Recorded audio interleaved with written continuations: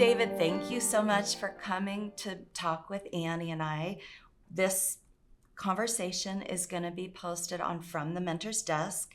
And just to remind everybody, our goal is to help early career and novice researchers get a start on their research career and build the career they envision for themselves. So we'd like to start by asking you how you became a researcher. So take us back in time to your personal journey. Tell us, what's your main scientific field and how did you get going that way? Thanks so much for having me. Really appreciate the opportunity to come and talk a little bit about the type of stuff that I've worked on throughout my career. I guess I'll start with where I'm at right now. So I'm an associate professor of orthopedics here at CU.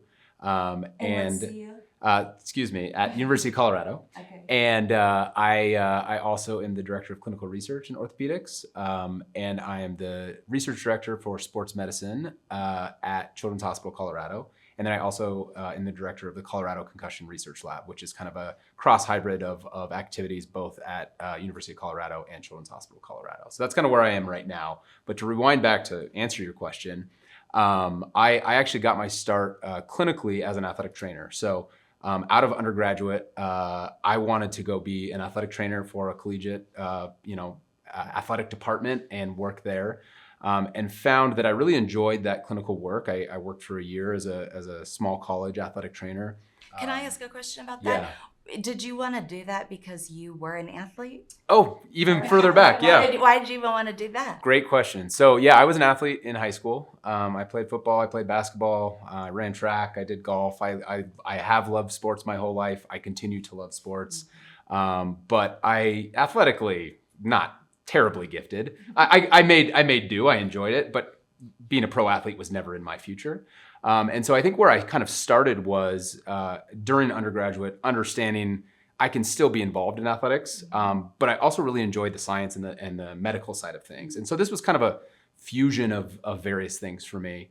And as I kind of progressed on, I realized that clinically there was a lot of things that I enjoyed, but I also, there was a lot of limitations to my knowledge. So I wanted to seek further kind of clinical knowledge education. So for instance, give us an example of how you realized you needed to know more about science. Yeah, so I can remember specifically working at a football camp as a newly minted athletic trainer right out of college, and a high school student coming up to me afternoon, third day, it's the middle of summer, and he says, "I have a headache." And I said, "Okay, I have no idea what I'm going to tell you. Are you homesick? Are you tired? Are you dehydrated? Did you get a concussion?" And trying to understand all of those things. At the time, we didn't have great tools to understand that, but also just my clinical knowledge was very limited of like, how do I even help this kid, right? And I can remember him specifically, and I think it was probably a combination of various things, but in my mind, I'm worried that he has a brain bleed and he's going to die in my care in the next couple of minutes, right? Yes, exactly. You always go there, especially early in your career. And so that kind of first sparked my interest in concussion of how do we actually kind of develop ways to understand if a concussion happened and how we treat that? Because again, in the early 2000s, that was very much kind of the Wild West. Nobody really knew what was happening there. But at the same time, I realized, okay, I definitely need further education, but I wanted a clinical degree. So I pursued a master's degree in athletic training at the University of Oregon. Again, with the intention of I'm going to learn how to be a better clinician, and I'm going to go on and do this at a larger scale for the rest of my career. Well, early on, actually it was about the second week that I was there, there were some grad students in a biomechanics lab, and they said, "Hey, you're an athletic trainer. Are you interested in concussions and research?" And I was like, "Well, yeah, I think I'm interested in that." Come to find out, these two grad students were put on a concussion project. Neither of them wanted to do anything with concussion, and they saw this kind of, new kid show up and say, "Let's pawn this project off him so I can go do the things that I want." It worked out for me because I found that pretty early on I really enjoyed the research process. And so during my master's, I was kind of doing the clinical work and doing the research work and teaching. And I found myself gravitating more toward enjoying the research side of things just because I like asking a question and being able to systematically test the answer.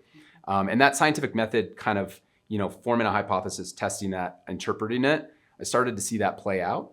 And then I think the other thing that I leaned into was the advice of mentors and people around me that said, David, you're in the research lab, you're actually like resonating at the right frequency. I can specifically remember one of my mentors telling me that early on. And so I kind of started to pursue opportunities of, well, maybe this isn't just a master's, maybe I pursue a PhD. And this was in a biomechanics lab where my mentor at the time was studying kind of when you get a concussion, how do you move differently? And can we quantify how much you move differently and what that means kind of as far as your recovery goes. And so through that transition into a PhD that then led into more, I would say, neurophysiology. So I usually tell people my PhD is in biomechanics and neurophysiology, kind of where movement meets brain function. And so through that experience, I was able to kind of do a really cool study where we were able to identify movement deficits in adolescents post-concussion. But it was all done in a research lab, right? So we brought kids in, we put all the markers on them, we quantified their movement, and the clinical implication for it, back to my athletic training background, was always very distant, where I could tell a clinician, hey, your patient moved with 3.5 centimeters of total medial lateral displacement. And it's like, what good does that do for a clinician, right? First of all, the feasibility of getting somebody into a lab and doing all the work, and then the expertise and the cost and all that kind of stuff. It's very interesting scientifically, but it's a little bit further removed from the clinical translation. So then I was able to pursue an opportunity as a postdoc at Boston Children's Hospital. Why would you pursue a postdoc if you just spent all these years getting, highly specific scientific training? That's a very good question. So I had a lot of ideas about what I wanted to do when I was done with a PhD. And I kind of realized you can't do everything. And for me, those buckets were clinical care, research, and teaching. And I found that I wanted to lean more into the research rather than jumping into like a faculty job right out where I would have to do teaching and research, get my research career started while also handling a pretty heavy academic load. So I explored a lot of opportunities. And for me, what I felt like a postdoc would do would be to allow me to kind of carve out my own thing in a new environment. And that was what was really important to me, is I wanted to take something where I had this scientific expertise as a lab-based researcher and see how that held up in more a clinical setting, like a sports medicine clinic. And actually my mentor at the time, his name's Bill Meehan, he at Boston Children's Hospital is a physician scientist. So he's an MD. And I really, he's the best mentor I've ever had, because he provided that clinical context for me of, I'm seeing a patient every single day that has a concussion. I want to meld that with, what is important about their clinical care and what we can measure objectively. And those 3 years were very formative for me to not only establish kind of my own line of research that he supported, but also to expand my network and understand how I collaborate with other people that have expertise in way other fields, right? That is so neat, because that is a microcosm of what, now we call the clinical translational spectrum, Exactly. right? Whether you're a basic scientist or a preclinical researcher, a PhD scientist, understanding actual like downstream uses, real world examples of the problems you're trying to solve, you would probably be happy studying your hypothesis in one of a dozen ways. And if you knew the one or more that would actually help the patients, you'd be happy to do that, right? Because you want to make a difference too. And so that was really a neat, probably organic instance where a PhD non-clinician works with a clinician downstream in the use, and together you can really plan something out that will do both things. 100%. And I think the really cool part about that environment was I was working with physicians, but there's also a group of like very good scientists, in the Harvard system that, what Bill could do for me was say, hey, okay, we're studying this gait problem, but let's also complement this with neuroimaging or cerebral vascular function or some other system, biomarkers, whatever it is. And there's an expert there that he knows that he also got me connected with that are people that I still work with to this day, which is really rewarding, of leaning into those collaborations and saying, I know what I know, but that's limited. And having those organic kind of studies develop where you have expertise, I have expertise, let's meld those two worlds and see what we find, and then use that to move forward from there. Well, that's another thing I'm wondering if you're noticing this. Bill sounds like a great mentor for lots of reasons. Thank you, Bill. That he is exposing you to multidisciplinary extensions in many directions, which, if we're thinking about helping people get their research funded and keep it funded, is a great way to stretch your audience, right? Where you might be overlapping with somebody who's interested in heart function, you might go to NHLBI, or you overlap with somebody from, you're more on the brain side and you go to NINDS or whatever, where you can pick up whole new collaborators, whole new funding opportunities. I agree, and I think it fosters that innovative approach to research where it's truly multidisciplinary, allows you to explore so many other opportunities. It sounds like you've had tons of different areas already, and we're only at your postdoc. Yeah. Right. Well, and I mean, that kind of feeds forward into now, like kind of what I'm doing. Right. So fast forward, one thing I want to know in particular, because when you described yourself, you gave yourself like 5 jobs, right? And we probably don't have time to talk about them all. One of the most things I'm most curious about is why you came to an ortho department. That's actually very perfect with kind of where we're at in my journey here. Because so when I was finishing up my postdoc, I had seen the basic lab, or I guess applied lab biomechanics setting. And then I had seen clinical research, right? So during my postdoc, really worked hard on developing ways to take those concepts that we had learned in the lab and use like wearable technology to assess people in the clinic, for example. And so as a kind of byproduct for that, I was able to see how a clinical research program was run at a very high level and see where things went really well. And then also, like, if I was to, kind of change this around, what would I do in a different setting, right? So I was able to kind of step back and say, I want to run a research program like this somewhere. So coincidentally, at a research conference, I was actually giving a talk right before the Sports Medicine Center at Children's Colorado medical director. And so we talked right after that conference. So it was just kind of a chance encounter. And personally, my wife is from Colorado, so I had always had Colorado as kind of a place in mind of where we might move eventually. And I asked him after our talk, and I was like, hey, are you guys doing research out there? I'm finishing my postdoc in a couple of years. What kind of research are you doing? Would you like to invest in research? Very frankly. And I kind of, these are the skills that I bring to the table. And really kind of approached it from a symbiosis perspective, right? You're really good at medicine. I'm really good at research. Let's each lean into our strengths and build an incredible research program from there.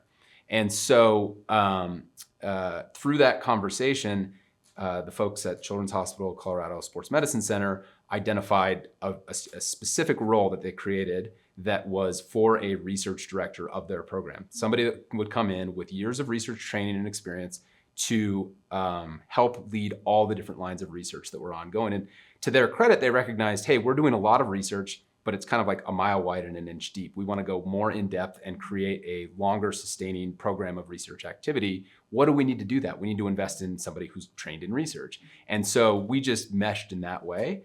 And sports medicine is within orthopedics. So while I study concussions, I study the brain, and I'm in orthopedics, it seems like kind of a funny fit, but sports medicine being within orthopedics is really kind of where I landed. Okay, so I'm hearing a couple of lessons that I think we want to Let's do it. Put a point on for the people listening. Yeah. One is that you, as an early career researcher, we might even call you novice if you were, but you were a postdoc, so we'll allow. But you went to a conference and presented something and made sure you talked to the people around you. Certainly the people in your same session, because that's where you're going to find people with shared interests from other places. So good job on you. And back to Bill. I bet Bill had you doing that, your mentor. And then the second thing is you just started a conversation about how to do something special together that led to a new position that launched your career. Absolutely. I think many people earlier in their career have this idea that they are looking for job postings, that there's some job out in the world. If only they have the right keyword searches, they will find that job they're wanting. And you just gave an example. That's my life too. I was trying to think a while back. I think the last job I actually applied for was like I was in high school. Yeah. Like everything else, you just like, don't you want me to work for you? Yeah. And like, yeah, what will we do together? How cool. And so I think that's also a lesson. As long as you know what you want, right? Or at least in the next moment, how would you grow? You can have these conversations and develop something very special. You don't limit yourself to what somebody else created. You can create and co-create with someone something that you want. And I think it's that not being afraid to network. And I think that when you're earlier in your career, at least for me, it's really intimidating. And so just not being afraid to You mean at a conference? Yeah, for instance? Especially if it's somebody more senior. And you mentioned the chair of the department, I believe. Like, I would have been shaking. How do I start the conversation? How do I network with this person who's so much more senior? And just having that self-confidence to say, I have a skill set, it's remarkable. So yes, I also think sometimes, you can play tricks with yourself or process around fears like that, because I will say too, I was always very uncomfortable just walking up to some Dr. Fabulous, at a conference, and I hated standing in those lines to wait to talk to somebody. Part of the way I would get around that is because most scientists and academics are goal-oriented. I would make a goal for myself that I must introduce myself and have contact with so many people or this particular person out of my session, and then I would just like do the thing. And I think it takes some intentionality and a little bit of prep work before a conference. So for me, when I was a postdoc, I would go to conferences and I would scan the kind of the agenda and who was where, working in what spaces, do a little bit of background research, Googling, PubMeding, and I would be very intentional about this person lives in a place that I want to live in, and they work in a place that I want to work in, and they're studying something that's maybe adjacent, but it could also collaborate really well with me. And again, the Denver area was something that my wife and I were interested in. And so those types of things, like I remember going to a conference and like just searching, Colorado, Denver, and like seeing who was there and going up and thinking about like how I talk with them. And having a little bit of something ready to go. And really the framework that I approach people with is kind of the you, me, and we framework. So going up to people and saying, hey, I know your work and I know all the things that you're doing. I think this applies for any stage, right? Like I've done a little bit of background, like you do amazing work, give them a compliment, whatever, make people feel good. And then talk a little bit about yourself and what you bring to the table. And like, is there an opportunity to work together because this is how we could be collaborative, or how I could bring your research program or whatever context it is to the next level. And I mean, I use that framework when I'm advising people to write cover letters or things like that, where you show a little bit that like, I know what you do and I want you to know what I do. Which is important. You want to hear if somebody's approaching us now that we're more established, that something, anything, like you've done any kind of research about what we're talking about. Exactly. But I love the you, me, we frame. That is cute. I've never heard that. And that's directly from a different mentor of mine, actually the one at University of Oregon, Sierra Dawson is her name, who kind of told me originally, you're resonating at the right frequency. So she's been a mentor who throughout every step of my career has been very influential and continues to be in that sort of like interpersonal relationship building, and has really kind of, between the advice that I've gotten from her and many other people over the years, like I feel like when you go to a conference and you say networking, you think of exchanging business cards and it's very transactional. And I hate that. I think when you go to a conference, you're more, the framework or perspective that you should bring to the table is relationship building, right? I'm not here to get something out of you. I'm here to like ask you questions and know more about what you do. And I want you to know me. And like, that might be the end of it, but then maybe we'll see each other at a different conference in 6 months. Or, you might be invited to come on our campus and speak in 3 months or whatever it is. Or if there's interest, like following up with a Zoom call. It's very easy to connect with people. Even I think very busy academics, if there's promising people that are coming up that are very proactive about doing their research and understanding the context in which there's a gap here or somewhere, or even in the science at large, that persistence, I think, really shows through for those types of people. It's not a ton of effort, but it really is kind of that above and beyond that makes you stand out. I mean, this is gold bullion for early career people. But, well, look, before we wrap this interview up, you've given mentees so many good ideas. Let me ask you just to close. I'm going to ask you too, Annie. What are some lessons that you've learned in addition to the ones you already shared, or maybe something you haven't said yet, that you recommend for mentees to do to get the most out of these mentor relationships when they have them? So do you mean more like as people are approaching mentors or once they're in a mentored relationship? Either thing. I just want some parting wisdom for mentees to get the most out of the opportunity. So two things come to mind first. Number one is recognition that imposter syndrome is real and everybody has it. It is something that I think a lot of early career people, when they're approaching mentors, or even as they start to work more with people, is that they feel this imposter syndrome of, I have to know everything right now. And flipping that to identify mentors where you don't have to know everything. The job of your mentor, and a good mentor, is really to help you understand the things that you need to know. I hope that sort of thinking reduces the burden on the person to say, okay, I recognize I don't know everything, but there's that, again, that imposter syndrome that is real for everybody, and it never really goes away. Like, nobody actually knows what they're doing, right? We're all just trying our best. And I think that sometimes people look at these big names at conferences and they're Dr. So-and-so or whatever, and they're like, this person knows everything. They'll know everything. I can't even talk to them. But there are things that you bring to the table, a unique perspective that they haven't thought about, I guarantee. And so trying to just like reduce the pressure on yourself to know it all.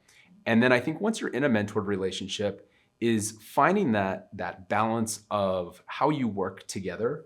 I think at least for like PhD students, one of the biggest predictors of their success is their ability to interact with their mentor in a, I would say, a mutually beneficial way, and finding somebody that speaks in the way that speaks to you, right? And not trying to force a relationship. If it's not there, move on. And I think with it being mentors or even collaborators, my general rule of thumb is if I walk away from a conversation from somebody and I feel kind of icky or like, ugh, like whatever, trying to force that every single time over the years, like, and icky's maybe too strong a word, but just like, you don't have to feel great and warm and fuzzy after every conversation. But if time and time again, you're trying to force this collaboration or this mentorship and you just walk away feeling bad, that's probably not the right person for you. There's probably somebody else that, nothing to that mentor's discredit, but it's the match. And that is the biggest predictor of student and I would say early career researcher success with mentors, is finding somebody